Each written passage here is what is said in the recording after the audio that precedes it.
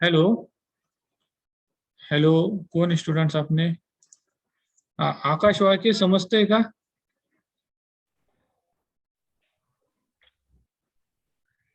Hello Rakesh, समजते का तुला? सम हो sir. Okay, so I will go for the next. Okay, अभी Ohm's law it is applied to simple circuits. Okay, now see here, this is the simple जो हमने उस दिन देखा था, सिंपल सर्किट है अपने पास. तो यहाँ पर ये मैं अपना ये स्टार्ट करूंगा. This is the power side, यहाँ पे बीच में fuse and this is the return path, this is the battery and this becomes a close circuit. अभी Ohm's law applied to the simple circuit. If a battery with bar 12 volts is connected to resistor of 4 ohms, मतलब ये bulb का resistance है 4 ohm. As shown, how many ampere will flow through the circuit? तो ये कोई इसका कोई मुझे आंसर बताएगा? ये क्वेश्चन है, ये क्वेश्चन का आंसर कोई मुझे बता सकता है?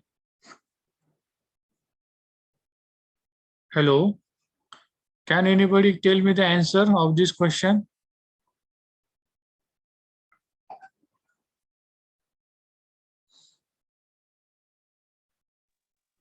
Eight sir 8. हेलो हेलो, कोण सांगाल का आन्सर मला? ओम्स लॉ अप्लाय करून याचं मला आन्सर सांगाल का? हे सर्किटचं 4 ओहमचा रेजिस्टन्स आहे, 12 व्होल्ट सर्किट मध्ये व्होल्टेज आहे, तर सर्किट मधनं किती करंट फ्लो होईल?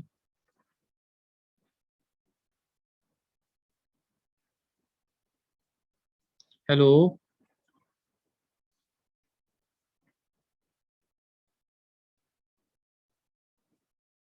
हेलो, हा आकाश वाके, किती करंट फ्लो होईल सर्किट मधनं?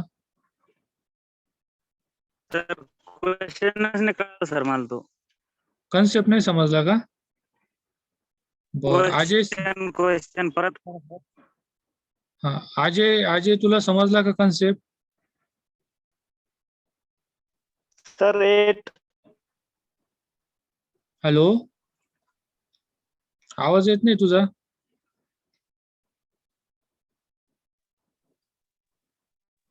हॅलो, सर 8 सर तिथं. बर नेक्स्ट कोण आहे? राकेश. राकेश तुला आवाज येतोय का माझा? हो सर. हॅलो. हा राकेश, किती करंट फ्लो होईल सर्किट मधनं?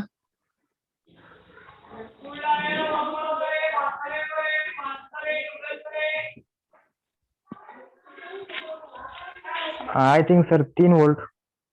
3 व्होल्ट नाही, 3 एम्पियर्स. किती? हा 3 एम्पियर सर, सॉरी. हा 3 एम्पियर्स करंट फ्लो होईल. आता 3 एम्पियर्स कशी व्हॅल्यू येते? बॅटरीचं व्होल्टेज 12 व्होल्ट आहे आणि इथं रेजिस्टन्स 3 आहे, बरोबर. ओम्स लॉ काय आहे आपला? E is equal to I into R. आणि आपल्याला आय फाइंड करायचा आहे ना, I is equal to E divided by R. हे बघा, आपल्याला ई ची व्हॅल्यू 12 आहे, 12 डिवायडेड बाय रेजिस्टन्स किती आहे? 4 ohm. So we will get current is equal to 3. So now see here, हे बघ, we are having I is equal to किती आपला तो हे आपला आहे ई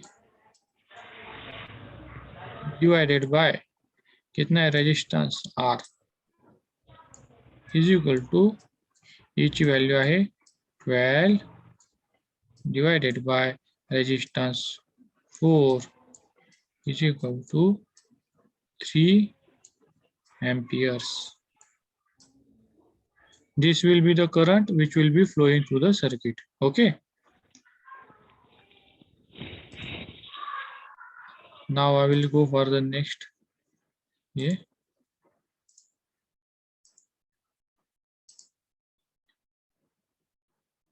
हे बघा, इथं लिहिलेलं I is equal to E divided by R, 12 volt divided by 4 ohm. Okay, so I is equal to 3 amperes. Okay, now see here, अभी इसका मतलब क्या है? If you want to connect a resistor to 12 volt battery, we know that this simple circuit requires 3 amperes to operate. ठीक है, अभी इसमें दो वजह से ये सर्किट आपने को हेल्प करता है.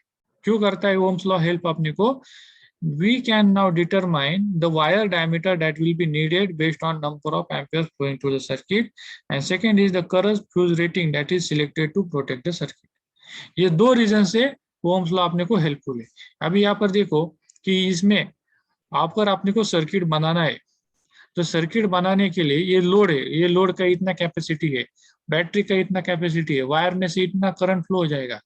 तो वायर में उतना करंट लेने के लिए वो हर एक वायर का एक रेटिंग होता है कि वो वायर में से कितना करंट ले सकता है।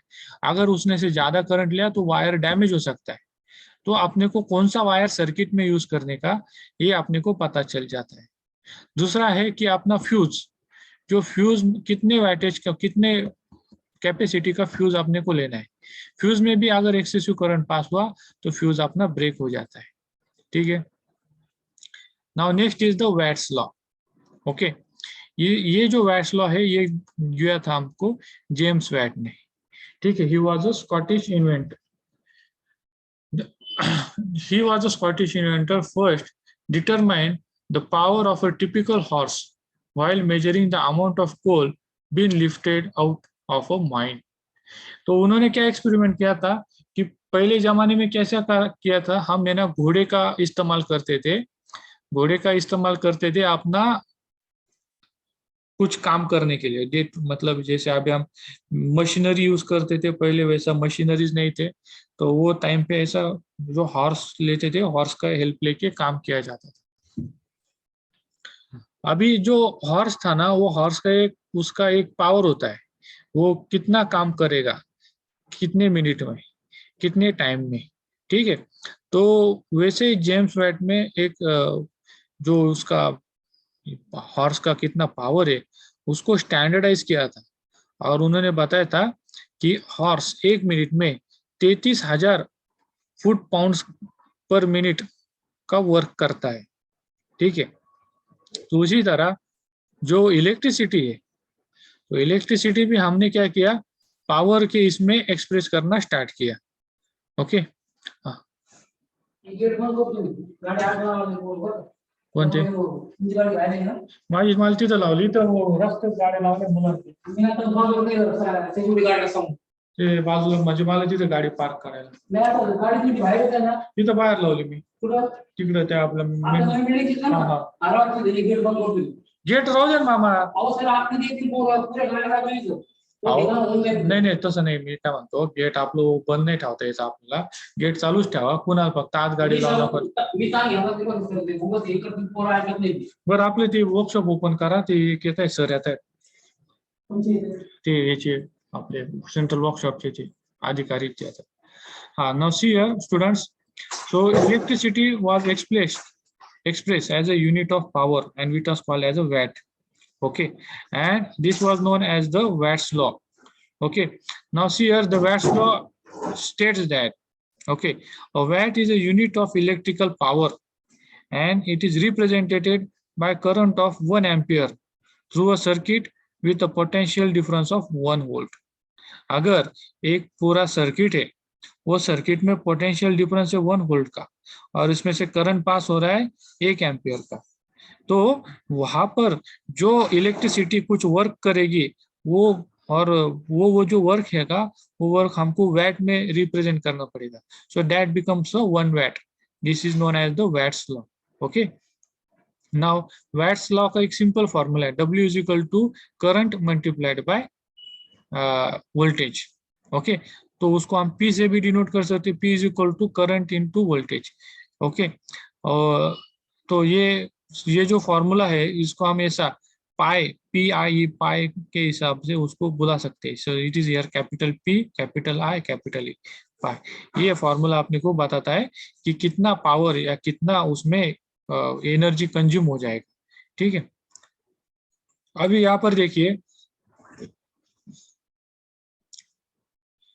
अभी इसमें अगर आपके पास ये जो 3 क्वांटिटीज है, पावर, करंट एंड वोल्टेज, तो उसमें से आपको 2 क्वांटिटीज आपको मालूम होगी तो आप तीसरा क्वांटिटी डिटरमाइन कर सकते हैं। तो इसी यहाँ पे देखिए एक इसके मैजिक सर्कल है, ये मैजिक सर्कल आपको यहाँ पे दिखाई देगा, power is in watts, current is in amperes, is equal to volts. ठीक है, power is equal to current into voltage. Okay, तो यहाँ पर देखिए ये जो मैजिक सर्कल था इसके एक बड़ा सर्कल किया हमने। ठीक है, इसमें हमने एक 3 क्वांटिटी के अलावा इसमें और एक रेजिस्टेंस का क्वांटिटी भी ऐड किया, क्योंकि आपने को मालूम है कि हम ये जो करंट है, करंट को हम क्या कर सकते हैं वोल्ट्स में और रेजिस्टेंस में कन्वर्ट है। ये दोनों एक दूसरे से कनेक्टेड है, current and voltage are related with each other with help of this resistance, बल्कि वो है ओम्स लॉ। और ये जो वैट्स लॉ है और ओम्स लॉ है दोनों अलग अलग है। तो वैट्स लॉ और ओम्स लॉ का अगर हमने कॉम्बिनेशन किया तो आपने कि उसमें 4 क्वांटिटीज मिलता है, power, current, pressure, voltage and resistance. तो इस हिसाब से इसका हमने ऐसे डिवाइडेशन करके, ऐसे 4 क्वांटिटी का डिवाइडेशन करके वी गेट अराउंड कितना फॉर्मूलाज मिलता है, 12, सॉरी कितना, 3 4 जा 12 formulas we are getting, and this is known as a magic circle. तो इसमें से आपको 2 क्वांटिटीज मालूम होगा, कौन से भी 2 क्वांटिटीज आपको मालूम होगा तो आप तीसरा क्वांटिटी फाइंड आउट कर सकते हैं, एनी तीसरा क्वांटिटी। तो this become the magic circle. ठीक है, यहां तक समझ में आया सभी को? हेलो हेलो, हाँ राकेश, समजते का तुला? हाँ सर। ओके, नाउ यहाँ पर देखिए कि weightage increase by the square of the voltage. अभी हमने वोल्टेज का अगर स्क्वायर किया तो उस हिसाब से अपना वेटेज भी वैसा एक हिसाब से इंक्रीज हो जाता है।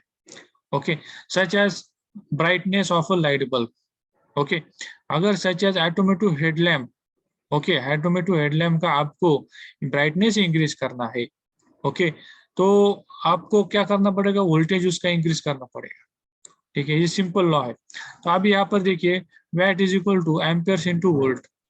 ओके, अगर यहाँ पे हमने एम्पियर का अगर हमने रिलेशनशिप पुटअप किया, एम्पियर बोले तो क्या, E divided by R. So यहाँ पर हमने ई बाय आर का वैल्यू यहाँ पे पुटअप किया, so power is equal to E square divided by R. मतलब ये पावर आपका जो है आपको बढ़ाना है तो वोल्टेज थोड़ा सा भी बढ़ा तो उसके स्क्वायर के हिसाब से अपना पावर इंक्रीज हो जाता है। Okay, so by this formula, तो ये अपने को पावर में हम क्या करते हैं, एम्प्लीफिकेशन ला सकते हैं अगर हमने वोल्टेज इंक्रीज किया। अभी इसमें कैसा होता है कि यहाँ पर देखिए अगर हमने वोल्टेज थोड़ा सा कम हो गया अपना, थोड़ा सा अगर वोल्टेज कम हो गया, पुअर इलेक्ट्रिकल कनेक्शन, तो उसके वजह से अपना ब्राइटनेस भी काफी ज्यादा अफेक्ट हो जाता है।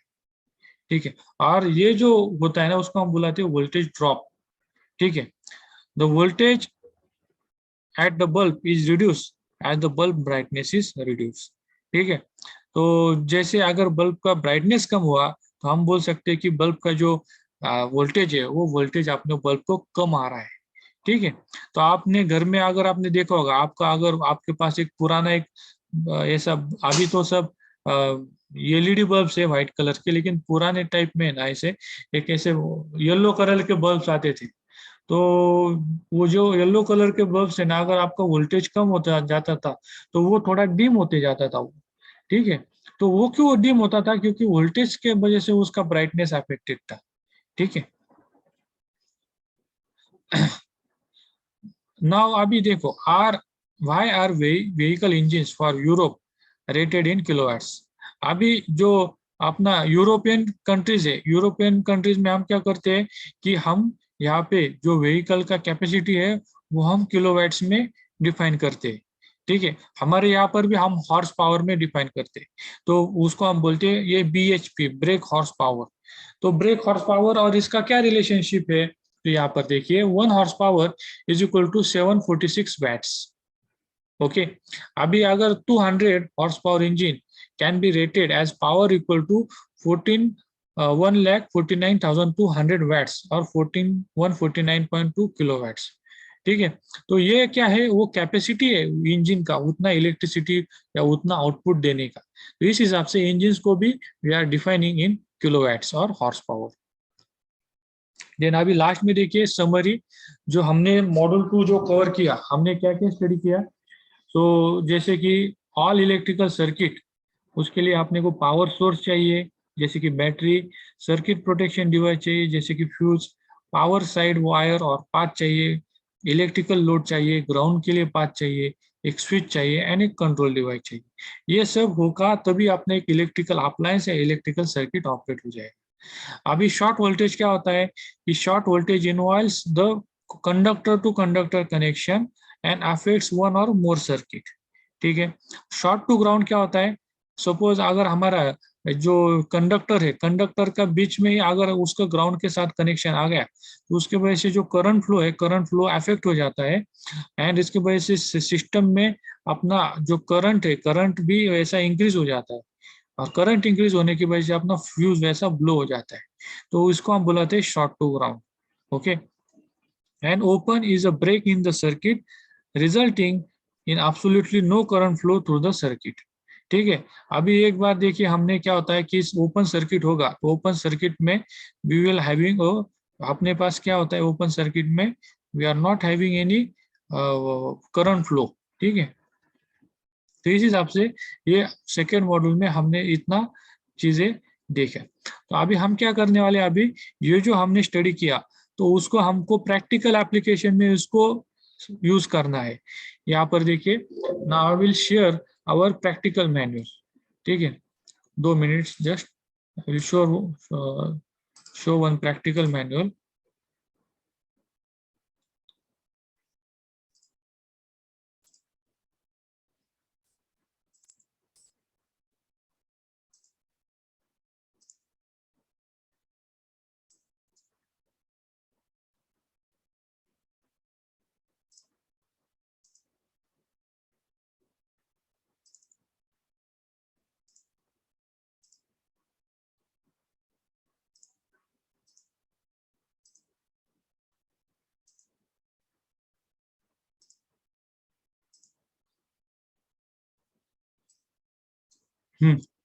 सर नफसीर, ये है अपना प्रैक्टिकल का मैनुअल है अपना। ठीक है।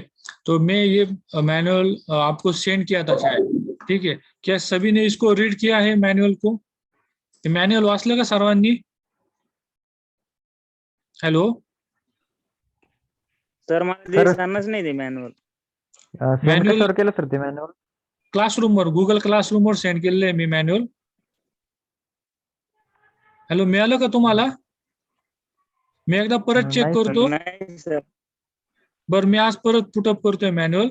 तर हे बघा, हे जे मॅन्युअल आहे, या मॅन्युअल मध्ये जे आता आपण क्लासमध्ये कव्हर केलेलं आहे हे सर्व कन्सेप्ट ह्याच्यात आहे। तर मी तुम्हाला परत एकदा सर्वांना सांगतो की तुम्ही सर्व पेज नंबर 8 पर्यंत वाचून घ्या सर्व। ठीक आहे। सगळं आपलं हे क्लासमध्ये एवढं इथपर्यंत कव्हर झालेलं आहे। पेज नंबर 8 पर्यंत द्या आणि एक सेल्फ टेस्ट एकदा चेक करा की तुम्हाला याचे सर्व आन्सर बरोबर देता येत आहेत का। ठीक आहे। आणि मी नंतरच्या ह्याच्यामध्ये की हे मल्टीमीटर काय असतं, हे मल्टीमीटर मी तुम्हाला शिकवेल। ठीक आहे। मल्टीमीटर कसं यूज करायचं, काय यूज करायचं। ठीक आहे। मल्टीमीटरनं इलेक्ट्रिकल सर्किटचं मेजरमेंट कसं करायचं। मग त्यानंतरनं आपल्याला हे मल्टीमीटरचा कन्सेप्ट झाला की हे सर्किट्स आहेत, स्मॉल स्मॉल सर्किट्स। ठीक आहे। सर्किट्सचं करंट, व्होल्टेज आपल्याला आपण ओम्स लॉनं कॅल्क्युलेटर करतोच, पण त्याच्या व्यतिरिक्त मल्टीमीटर असलं तर ते कसं आपण फाइंड आउट करू शकतो ते आपण बघणार आहोत। ठीक आहे। आता मल्टीमीटर काय इम्पॉर्टंट आहे, कारण की मल्टीमीटरनं आपल्याला एखाद्या सर्किट मधनं फॉल्ट असेल तर आपण ते मल्टीमीटर चेक करून तो फॉल्ट आयडेंटिफाय करू शकतो।